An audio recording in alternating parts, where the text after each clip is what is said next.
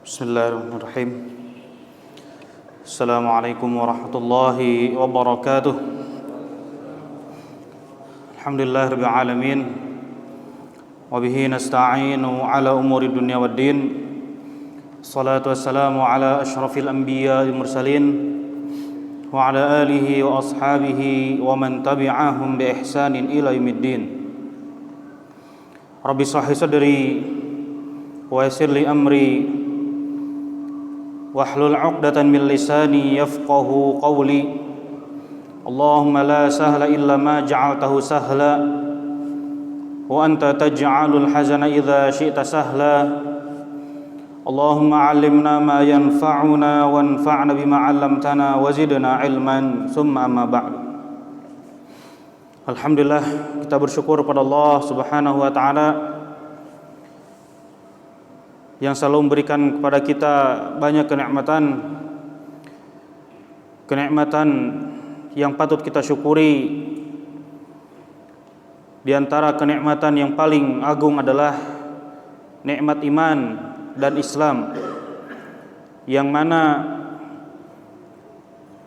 ini adalah nikmat yang perlu kita jaga. Jangan sampai nikmat yang paling besar yang telah kita dapatkan dari Allah Subhanahu wa taala lepas. Sebagaimana banyak orang, mereka dulu pernah beriman, namun Allah angkat kenikmatan tersebut sehingga mereka tidak bisa menikmati nikmat iman dan juga nikmat Islam yang sekarang kita nikmati. Betapa banyak orang yang sebabnya adalah hal yang duniawi, ya, namun mereka lebih memilih nikmat dunia dibandingkan keislaman. Sungguh orang yang pernah menikmati nikmatnya iman, mereka tidak akan pernah mau melepas kenikmatan tersebut. Maka ketika kita merasakan nikmat iman, maka perlu kita jaga. Jemaah dirahmati Allah Subhanahu wa taala, insyaallah kesempatan kali ini kita akan membahas dan melanjutkan tentang asyratus saah, tentang tanda-tanda hari kiamat. Kita masih dalam pembahasan tanda-tanda hari kiamat kecil. Yang akan kita bahas insyaallah ada beberapa ciri-ciri yang Rasulullah SAW sampaikan dalam hadisnya. Di antaranya yang pertama adalah zuhur nar minal Hijaz, munculnya api dari tanah Hijaz, yang mana mungkin di zaman Rasulullah SAW tidak terbayang seperti apa peristiwa tersebut, ya, suatu api yang keluar di tanah Hijaz, ya. Sebagaimana di dalam hadis Nabi Muhammad SAW,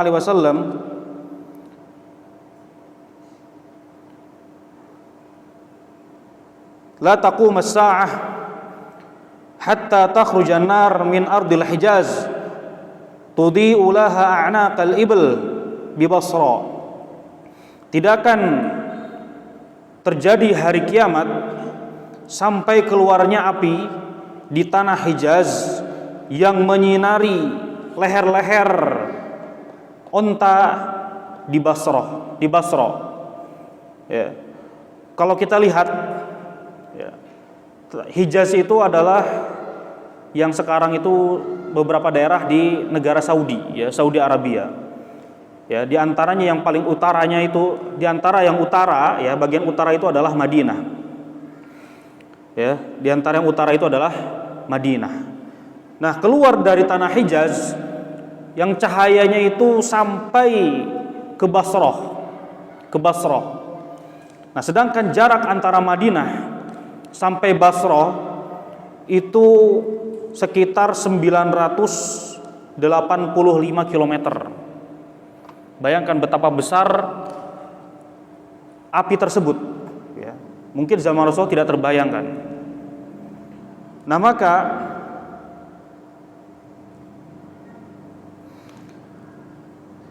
beberapa ulama mengaitkan, ya, hadis Nabi Muhammad SAW dengan suatu peristiwa yang terjadi pada tahun 654 Hijriyah, ya, 654 Hijriyah. Ini terjadi, ya, sebagaimana yang disebutkan oleh Hafidz Ibnu Katsir, ya, dalam kitabnya, ya, Bidayah wa Nihayah.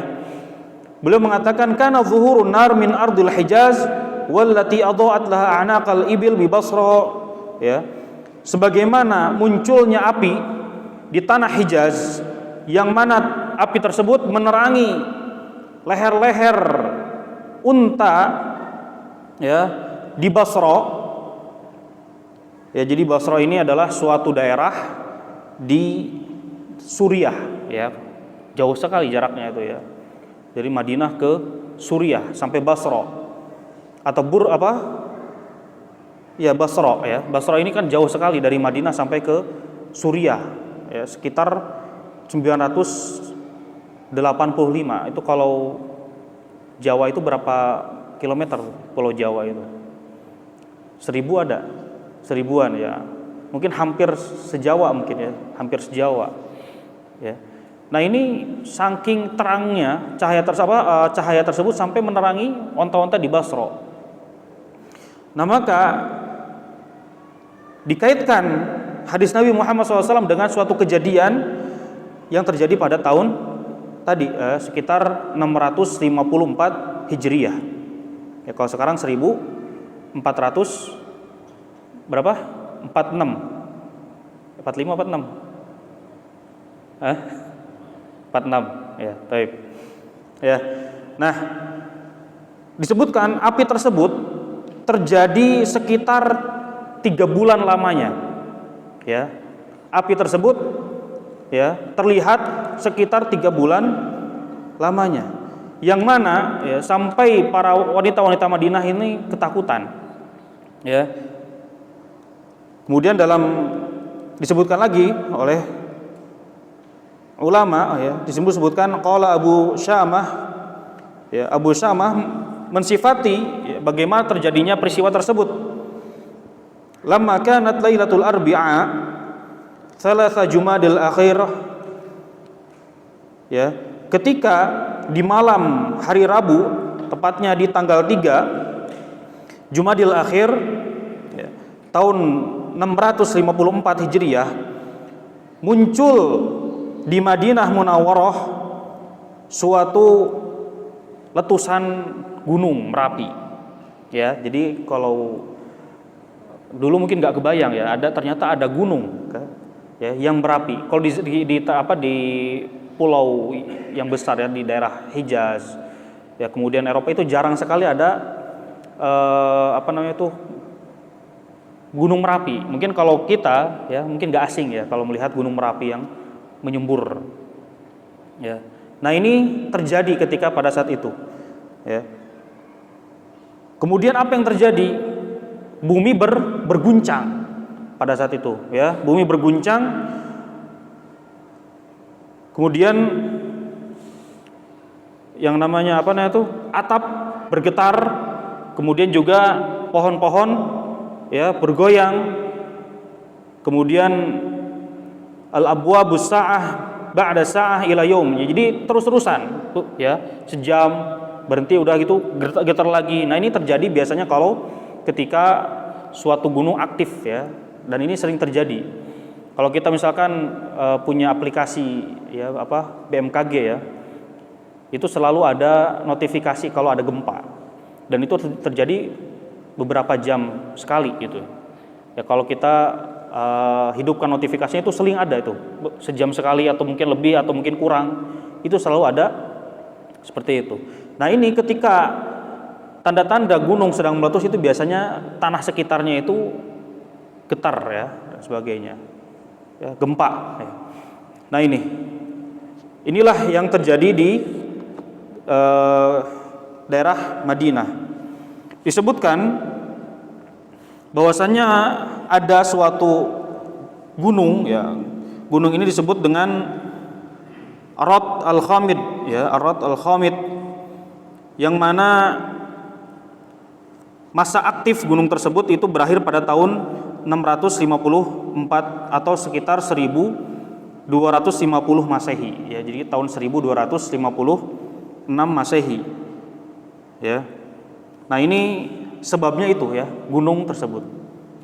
Yang mana kalau sekarang itu, kalau misalkan ada yang pernah umroh, ya, itu daerah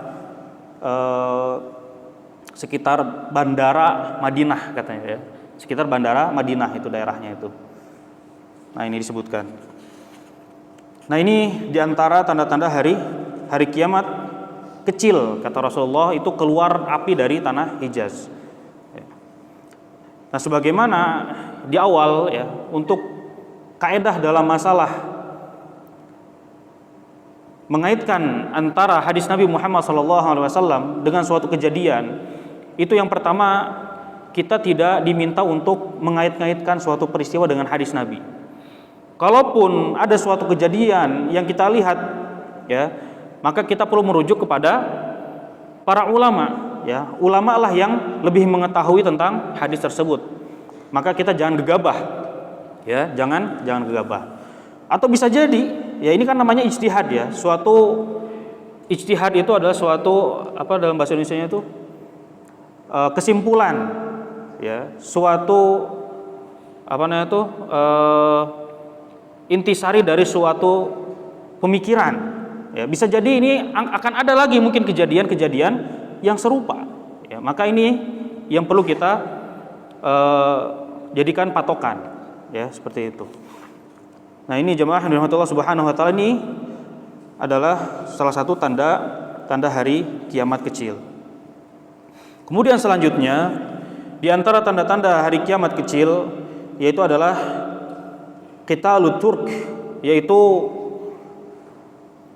perang dengan disebutkan Turk, bangsa Turk.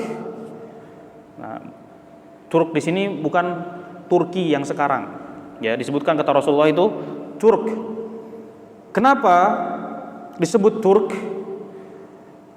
Disebutkan di sini, dikatakan Turk bahwasannya mereka itu aslinya adalah terdiri dari 22 kabilah. Ya, bangsa ini adalah dulunya itu ada sekitar 22 kabilah.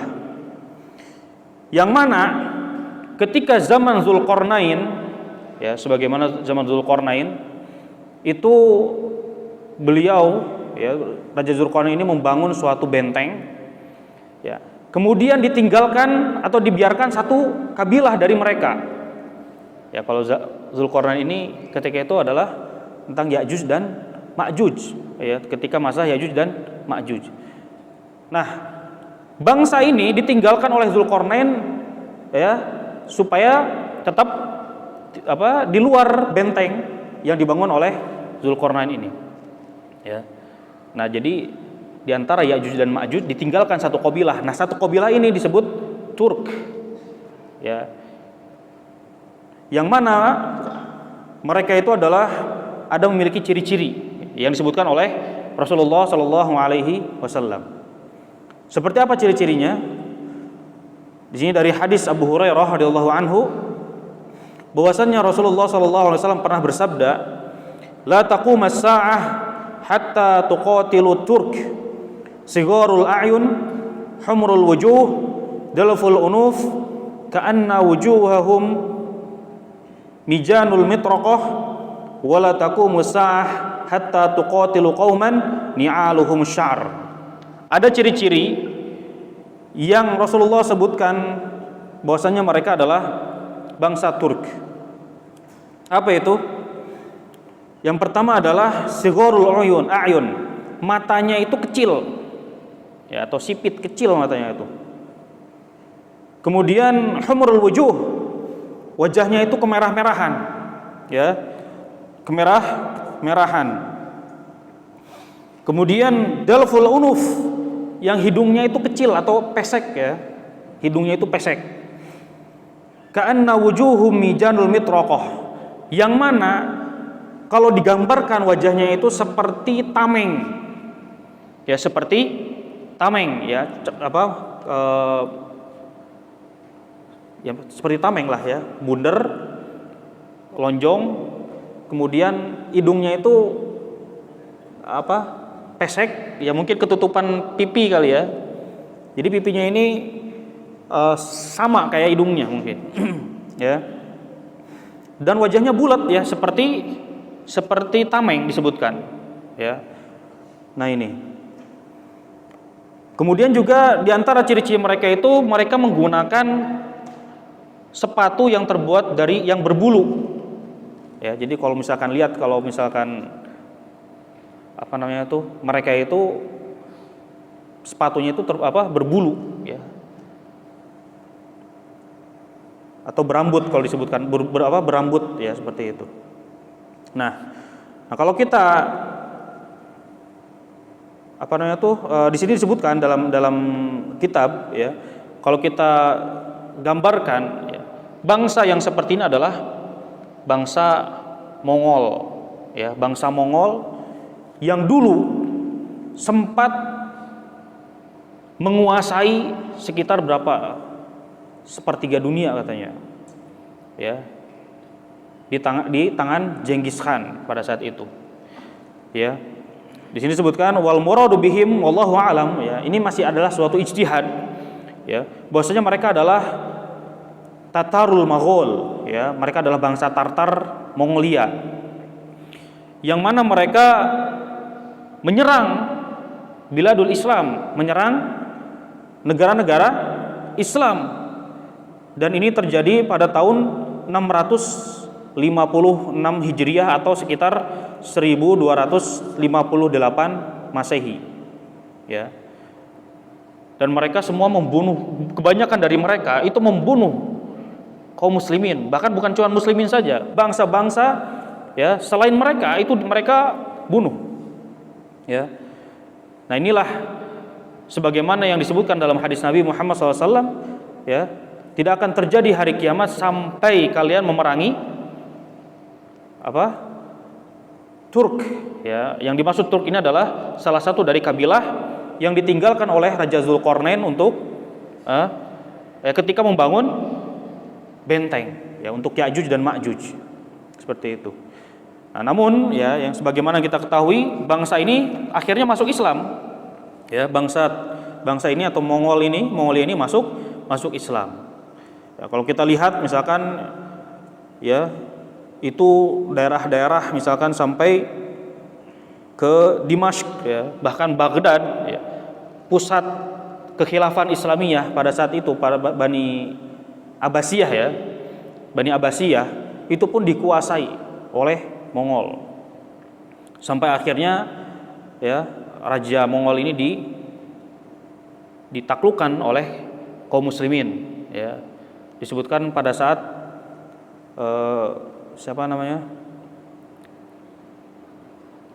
ada yang tahu ya, Baybars ya, Baybars kalau nggak salah ya, nama panglimanya pada saat itu ya. Bahkan sampai zaman Syekhul Islam Ibnu Taimiyah pun beliau sempat berperang dengan bangsa Mongol ini ya.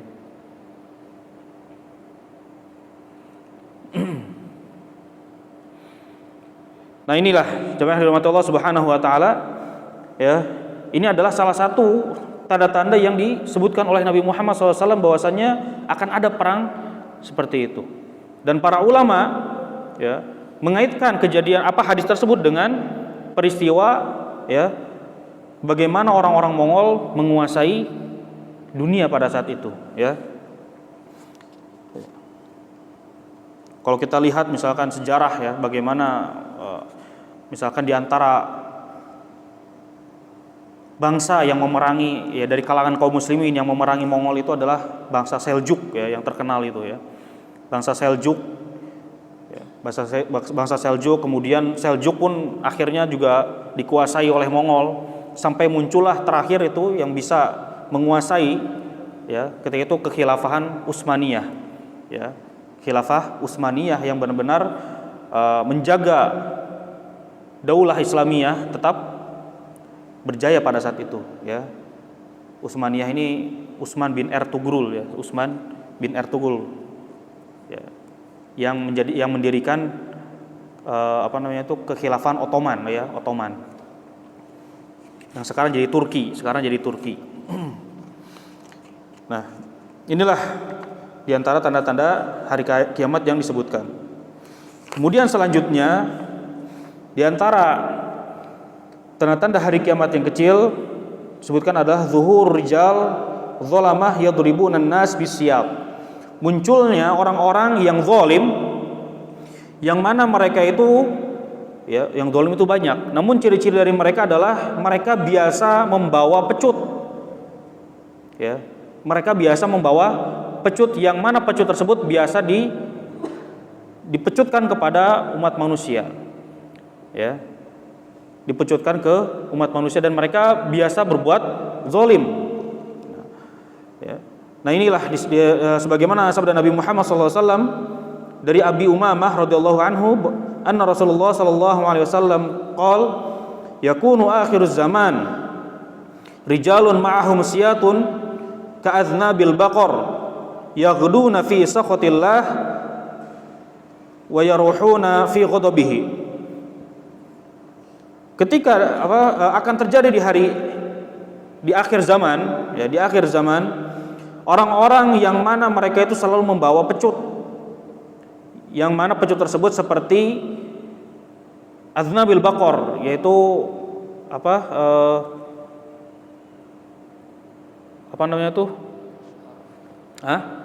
ekor, ya, sapi, ya, ekor sapi, yang mana kata Rasulullah yaghruna fi sakhatillah, mereka itu di pagi hari itu berada di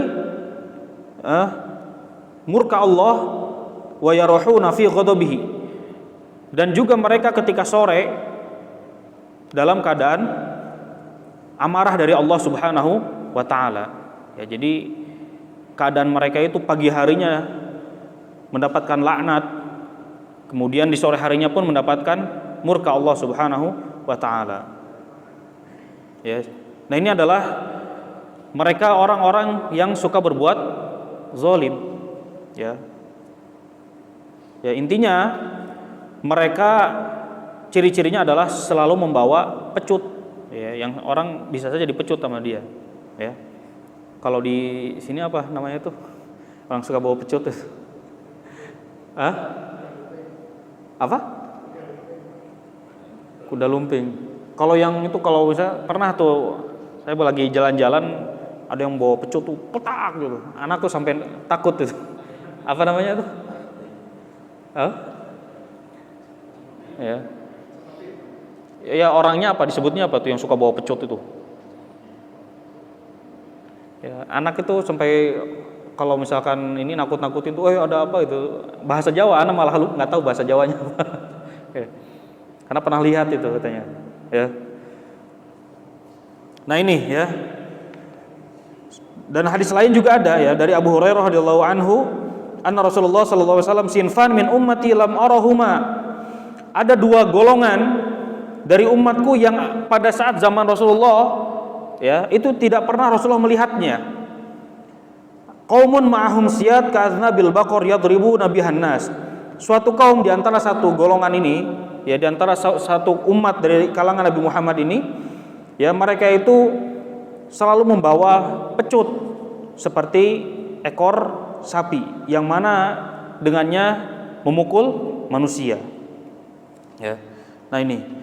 Kemudian dalam hadis yang lain, intalat bika an Abu Hurairah radhiyallahu anhu anna Rasulullah sallallahu alaihi wasallam qala intalat bika muddah aw syaqtu an tara qauman yaqduna fi sakhatillah wa yaruhuna fi la'natihi fi aydihim mithlu aznabil baqar.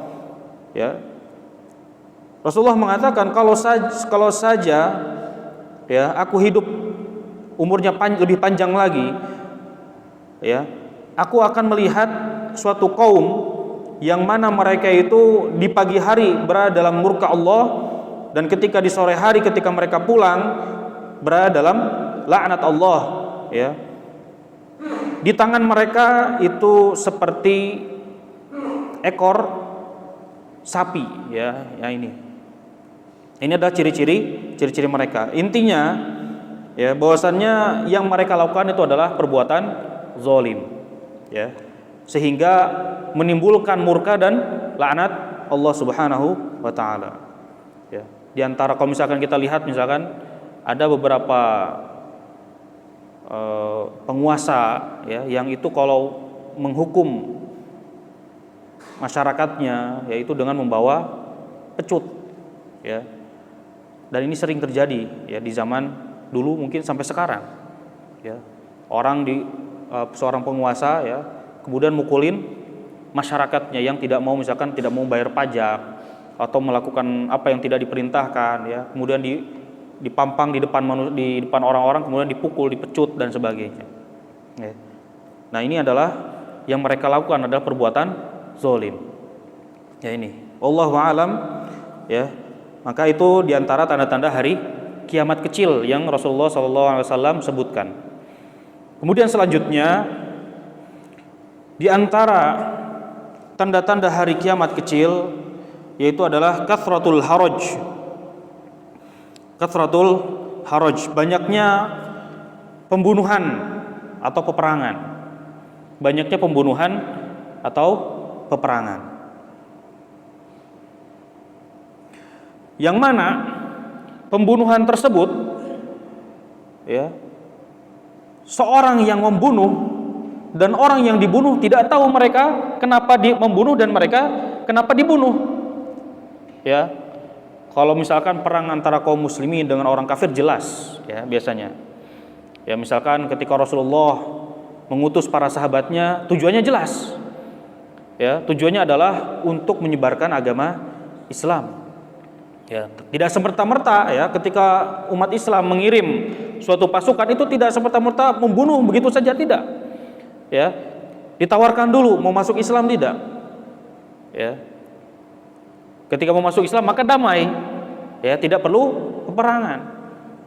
Dan yang diserang oleh kaum muslimin itu adalah militernya atau kekuatan pemerintahannya, bukan masyarakatnya, ya, bukan masyarakatnya, ya, menguasai. Kalau Islam dalam pembahasan dalam Islam, peperangan itu dengan futuhat, yaitu pembukaan kota. Maksudnya apa? Dibuka suatu daerah, ya, yang mana aslinya tertutup dari cahaya Allah Subhanahu wa taala sehingga terbukalah cahaya Allah. Dan biasanya, ya, ketika umat Islam menguasai suatu daerah itu dimakmurkan, ya, dilestarikan, dijaga dan sebagainya. Beda dengan orang-orang kafir, ya, biasanya menguras kekayaan di daerah tersebut dan menzolimi masyarakatnya. Ya. Bahkan kalau misalkan, ya, kita melihat sejarah bagaimana masyarakat, ya, mereka itu merasa aman ketika negara tersebut dikuasai oleh orang Islam, beda dengan sebelumnya. Ya, karena Islam ini memiliki adab, ya, dalam berperang, dalam menguasai suatu daerah, ya. Misalkan, ya, sebagaimana pesan Rasulullah dan juga para sahabat ketika ingin mengutus suatu jais atau suatu pasukan, yang pertama adalah tidak boleh menghancurkan rumah ibadah, ya, kemudian juga tidak boleh merusak atau memotong pohon-pohonan, ya, kemudian juga tidak boleh membunuh anak-anak, wanita dan juga orang tua, ya, dan juga ahli ibadah, ya, dibiarkan mereka. Yang dibunuh adalah orang yang melawan, ya, yang dibunuh adalah orang yang melawan. Inilah adab, ya, beda dengan orang-orang kafir. Coba bayangkan kalau kita lihat sekarang yang terjadi di Palestina, tidak pandang bulu, ya, mereka dengan tidak ada rasa sedikit pun kemanusiaan, bagaimana seorang anak kecil, ya, dibunuh, anak kecil, perempuan, ibu-ibu udah yang hamil dan sebagainya, tidak mengangkat senjata, ya. Semoga kita diberikan taufik oleh Allah Subhanahu wa taala untuk bisa membela kaum muslimin di tanah Palestina. Allahumma amin. Ya. Nah inilah ya jemaah Allah Subhanahu wa taala, di antara tanda-tanda tersebut ya kata Rasulullah, orang yang membunuh dan dibunuh tidak tahu kenapa mereka membunuh dan dibunuh. Ya. Nah ini sebagaimana sabda Nabi Muhammad SAW dari sahabat Abu Hurairah, beliau bersabda, Rasulullah SAW bersabda, "Walladzi nafsi biyadihi, la tadhhabud dunya hatta ya'ti yaumun la yadril qatil fima qatal walal maqtul fima qutil." Ya. Demi Allah yang mana jiwaku berada di tangannya, ya, tidak akan hancur dunia ini sampai datangnya suatu hari yang mana ya seseorang yang membunuh tidak tahu untuk apa dia membunuh, dan juga orang yang dibunuh tidak tahu kenapa mereka dibunuh. Faqila, dikatakan, kaifa yakunu dzalik, bagaimana ya peristiwa tersebut terjadi wahai Rasulullah? Qala, kata Rasulullah, al-qatil wal maqtul finnar, orang yang membunuh dan dibunuh dua-duanya ada di neraka. Ya. Nah, maka terjadilah suatu peristiwa di zaman sahabat Nabi Muhammad SAW, ya, setelah terbunuhnya Utsman bin Affan. Setelah terbunuhnya Utsman bin Affan, wasarat hurubul katsirah duna asbab, ya, banyak terjadi peperangan setelah terbunuhnya Utsman bin Affan, ya, yang mana korbannya sangatlah banyak, ribuan, ya.